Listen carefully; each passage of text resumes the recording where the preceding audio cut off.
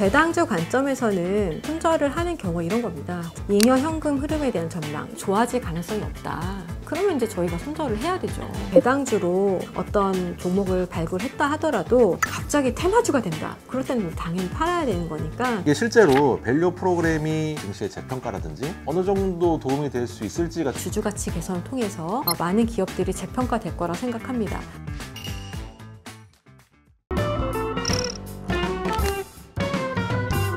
배당주 투자한다고 하면 보통은 이제 장기 투자한다고 많이 생각을 하시잖아요. 그래서 근데 이게 어쨌든 차익 실현을 하려면 언젠가는 팔아야 될 건데 배당주 투자를 할 때도 뭐 매수 매도 타이밍이라는 게 있나요? 이거 정말 어렵습니다. 네. 일단은 주식을 매수하는 과정은 두 가지일 거예요. 어떤 주식을 살까, 언제 살까, 얼마에 살까입니다. 언제 살까는 내가 생각하는 어떤 기업의 기업 가치가 현재 주가하고의 괴리도가 이만큼 벌어졌는데 그게 좁혀질 거라는 확신도가 높을 때 사는 거예요. 제가 봤을 때는 이제 시점을 맞추기보다는 가격을 맞추는 쪽이 여태까지 성공 확률이 더 높았습니다. 저희는 어떤 종목을 사거나 팔 때 미리 그 가격을 일단 정해놔요. 이 종목이 여기 오면 이만큼 사봐야지. 빠지면 더 사고. 그다음에 이 종목이 여기 오면 팔아야지. 왔네? 근데 계산해 보니까 좀 더 올라갈 것 같아. 그러면 일단 조금 차익 실현하고 좀 기다렸다 또 올라가면 팔고 이런 식으로 또 많이 합니다. 그래서 제가 말씀드리고 싶은 거는 여러분들이 어떤 종목을 정하는 거 좋아요. 종목 정하는 거 좋고 거기서 내가 이 종목에 대해서 이 정도의 가치가 있다고 생각을 했는데 가격이 얼마가 되면 액션을 하겠냐. 이걸 먼저 생각해 보시는 게 되게 중요할 것 같습니다. 나중에 그 팔고 나서 막 한 30% 올라가면 되게 배 아프잖아요. 그쵸. 그래서 이제 그런 걸 방지하기 위해서는 이 회사가 어떤 현재 주가가 있고 내가 생각하는 기업 가치가 어느 정도 확률로 될 거다 이렇게 생각하는 게 있으면 그리고 또 물을 타실 수도 있잖아요. 그쵸. 그래서 가격을 먼저 선정을 하시는 게 중요하다. 팔 때도 되게 중요해요. 배당주 관점에서는 이제 손절이라는 게 되게 뼈아픈데 손절을 하는 경우 이런 겁니다. 잉여 현금 흐름에 대한 전망. 그러니까 이 회사가 벌어들일 수 있는 돈에 대해서 전망이 급격하게 악화가 됐는데 이 악화된 게 좋아질 가능성이 없다. 그러면 이제 저희가 손절을 해야 되죠. 더 이걸 팔아서 더 나은 대안으로 갈 수가 있으니까요. 그리고 배당 수익률 아까 말씀드렸듯이 이제 배당 수익률 관점에서 저희가 보니까 어떤 회사의 주가가 막 계속 오른다 그러면 배당 수익률은 뚝뚝뚝뚝 떨어지게 되잖아요. 그쵸? 그러면 처음에 이제 저희가 배당주로 어떤 종목을 발굴했다 하더라도 어떤 시점에는 그 회사의 어닝 추정치가 막 올라가면서 성장주가 됩니다. 저희 관점에서는 차익 실현 항상 준비해야 되는 부분이고 그 성장주가 갑자기 테마주가 된다.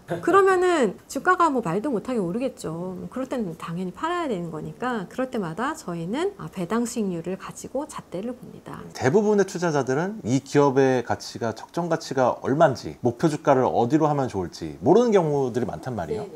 보통 개인이 가장 간편하게 그 적정 가치를 확인할 수 있는 방법 중에 하나가 증권사 리포트를 보는 거잖아요. 이 리포트에 있는 목표 주가 믿어도 되나 막 이런 생각하시는 분들이 좀 있어가지고 네. 여기 나와서 제가 저랑 친하게 지내고 제가 도움 많이 받는 증권사 애널리스트 분들을 절대 디스하고 싶은 생각은 없습니다. 하지만 그 분들이 개인이 아니고 어떤 소속 기관에 속해 계시기 때문에 권해드리는 거는 리포트만 보시지 마시고 그 회사의 어떤 경쟁이나 아니면 둘러싸고 있는 환경도 같이 보시면서 리포트에 뉘앙스가 있습니다. 그거를 잘 캐치하시면 좋을 것 같아요. 리포트 나왔다고 덥석 사시지 마시고 냉장고 세탁기 사실 때 꼼꼼하게 비교하시잖아요. 그거에 한 10분의 1 정도의 노력을 들여서 이거의 이 뉘앙스는 뭐야? 좋다는 거야? 나쁘다는 거야? 뭐 이런 걸 한번 판단을 개인적으로 해보시는 게 좋을 것 같아요. 정책 얘기를 해보자면 사실 올해 초에 배당주가 주목받았던 이유 중에 하나가 이제 밸류 프로그램 때문인 거잖아요. 실제로 밸류 프로그램이 뭐 우리나라 뭐 코리아 디스카운트 해소나 아니면 증시의 재평가라든지 이런 거에 좀 어느 정도 도움이 될 수 있을지가 좀 궁금하거든요. 실제로 레벨업이 될 수 있을 거라고 보시나요? 네, 저는 그렇게 생각을 합니다. 정확하게 10년 전에 그 박근혜 정부 시절에 최경환 경제부총리가 그 당시에 들고 나왔던 정책이 기업소 환류세제 3종 세트였습니다. 요약을 해보자면 기업들이 돈을 많이 벌었으니 이제 이걸 가지고 좀 주주 환원도 하고 고용도 많이 하고 하자 이런 것이었습니다. 근데 지금 돌아보면은 그 당시에도 투자자들은 굉장히 냉소적이었어요. 이게 한시적인 법이고 실제적으로 기업들이 세금 감면 혜택을 이렇게 볼 것 같지 않은데 이게 되겠냐라는 시각들이 많았거든요. 근데 저희들의 생각은 좀 달랐습니다. 그게 이제 시작이 돼서 결국은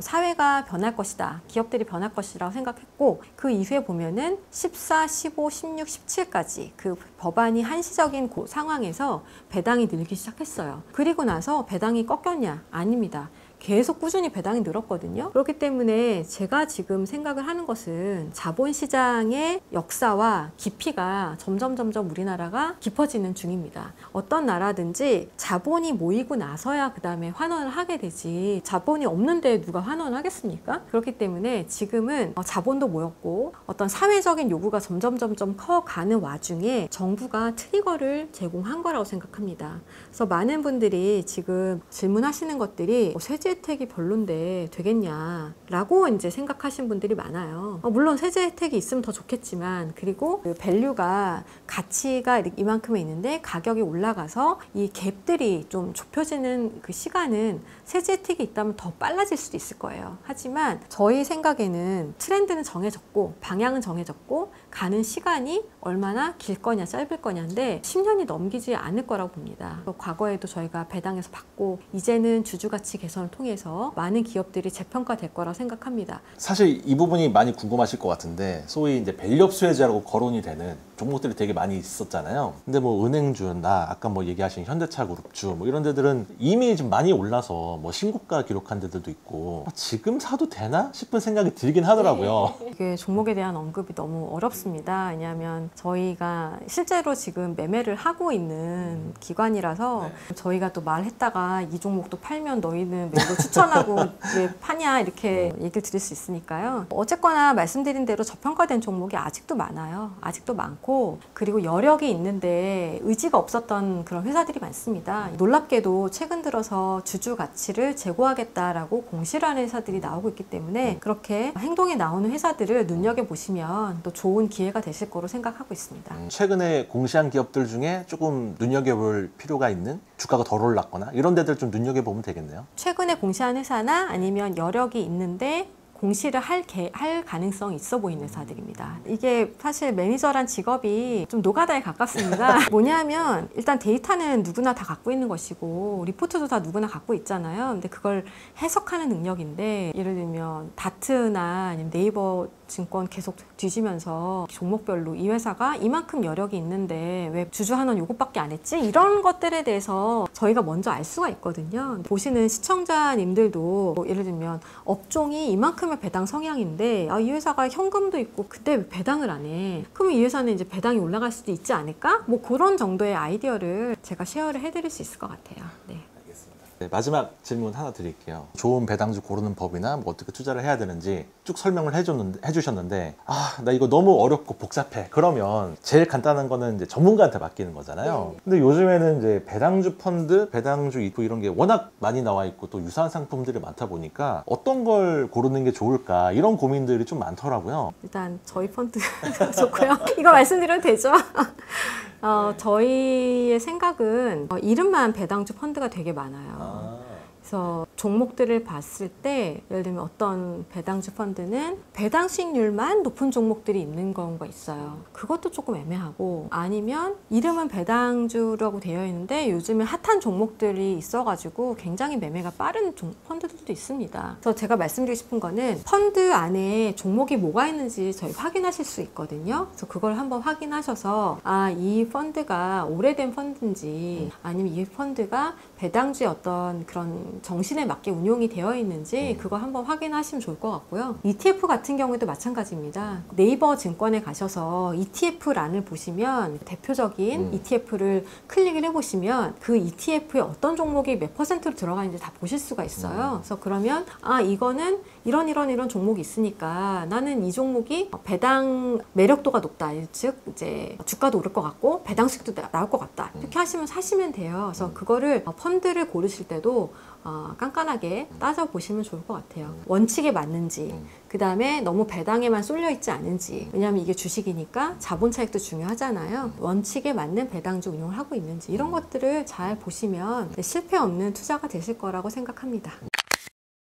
네, 지금까지 베어링 자산운용의 김지영 매니저님 모시고 좋은 말씀 많이 들었는데요.